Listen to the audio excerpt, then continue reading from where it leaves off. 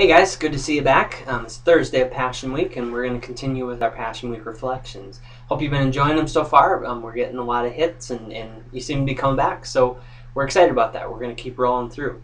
Thursday, you generally hear about the Last Supper. You hear about Jesus. The first time he talks about his body being the bread, and he breaks the bread, and then presenting the wine, saying, "This is my blood poured out for you."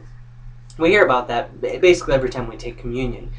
And of course, that's an extremely important part of this whole celebration. But there's another part within the Last Supper that I think is crucial for us to look at right now, especially really with where we are in Impact. And to get there, we kind of have to look at what they were doing. Passover is like a big-time holiday for the Jews. They celebrate this like we would celebrate a Christmas or something like that. Families get together and have big meals, and they celebrate. The kids, there's even a part in the meal where the kids run off and they find a hidden prize, a present kind of thing. And it's just a huge celebration. It's a big deal. So when the disciples came to this, they'd made arrangements to go with Jesus, and they had reserved this upper room. Think of it as like a ballroom at a motel or a back room at a restaurant or something like that. They reserved this for a party, a celebration. So they're sitting around, and they're kind of hanging out and doing everything we do, and we're hanging out with our friends and goofing off. But all of a sudden, an argument, which was a common argument for the disciples back then, breaks out. And they start to argue about who's the greatest among them, who's the top disciple, basically.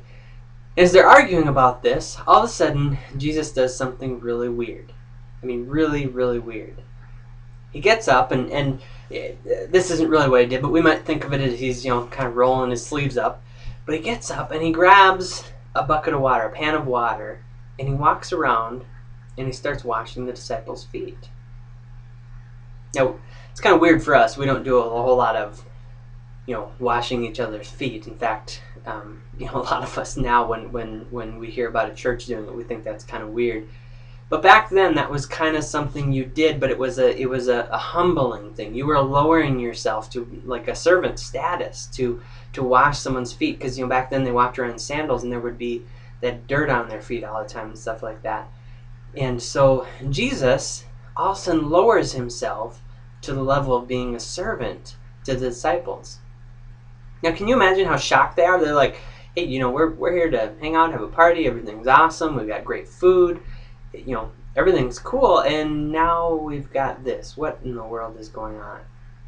It'd kind of be like, think about your Easter on Sunday. A lot of you are probably going to get together with family. My family a lot of times has like ham and deviled eggs and stuff like that. That's kind of odd to have deviled eggs on Easter. I just thought of that. But they have all sorts of stuff, and we kind of have our traditional things. We eat green bean casserole, things like that, and we hang out, and it's a party. It's a good time. But think of if Jesus came to that with you. Now, that'd be awesome. That would be the coolest thing ever. And he's sitting there, and you're kind of having your discussion, and you break out into discussion, and all of a sudden you and your brothers and sisters or whoever kind of getting an argument out of who's the best or something like that.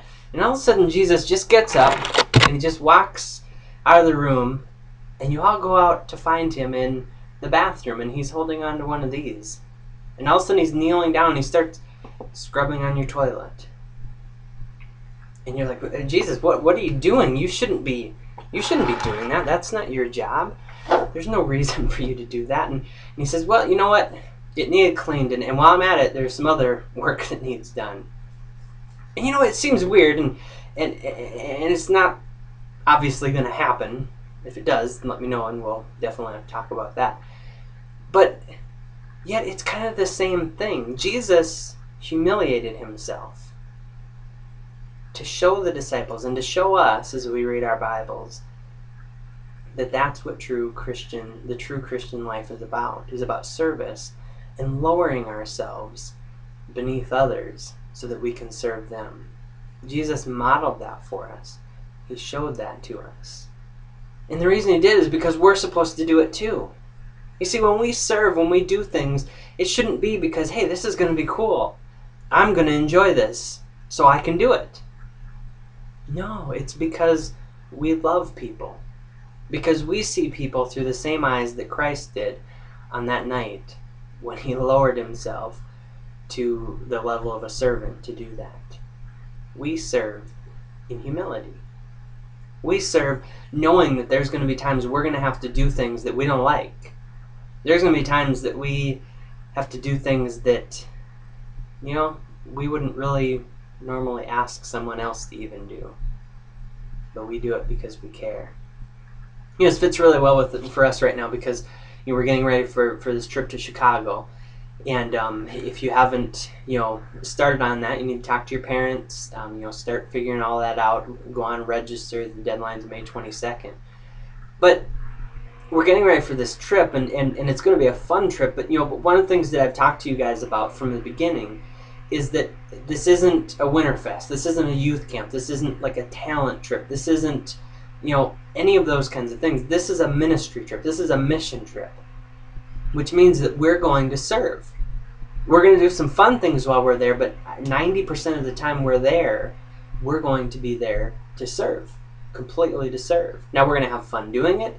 We're going to have a lot of great experiences, but yet, there's going to be some times that it's going to be kind of uncomfortable. We're not going to be staying in a 5-star or even a 1-star motel. We're probably going to be either on floors or, in someone's home. But the reality is that we're not going to be there for us. We're not going to be there so that we can do what we want to do. If we want to do that, we might as well just stay home anyway. No, we're going there because God has called us to serve. And He's called us to serve in humility, that we would lower ourselves to where we would do things that, they maybe wouldn't be normal for us. They maybe wouldn't normally be what we would do. But because He loved us, and because He lowered Himself to the level of a servant, we want to do the same thing and show His love.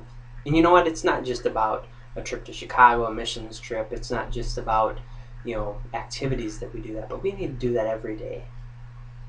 At home you have opportunities to serve. Your mom and dad need you guys to serve sometimes. Sometimes it's just about, dropping the attitude and realizing that, you should listen to your mom and dad. Sometimes it's about doing the things that you're supposed to, even though, my friends don't have to do that. So what? What does that have to do with anything? We do things because we know that God wants us to, and we want to model who Jesus was on this earth. Hope you watch the video after this. I picked a song, Heart of Worship. It's one you guys probably all know. But you'll want to watch the video. Watch with the girls painting. In the end, it'll surprise you if you haven't seen it before. Watch that. Pay attention. I love the verse at the end. It talks about they fell face down. When we worship God, so much of the time we are, we come to Him almost in arrogance or something like that. But this verse talks about falling face down, being completely humble, completely humiliated, that we're willing to put ourselves there. And that's important. But I want you to do something with this video for me. Watch it one time through so you can see what's going on, all that kind of stuff. Then play it again, but close your eyes. Close your eyes, listen to the song, and spend that time to do just that. Come back to the heart of worship. Thank Jesus for who He is and what He's done for you. And especially on this Thursday, this Maundy Thursday, thank Him. Thank Him that He was willing to lower Himself. We lower ourselves, but we don't have near as far to drop. He lowered Himself from a throne in heaven so that He could reach out to you and show you how much He loves you. Okay, so enjoy the song. Then listen to it again and just spend that time in prayer.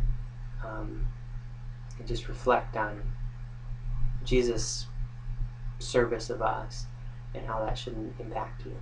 Thanks, guys. Have a great day.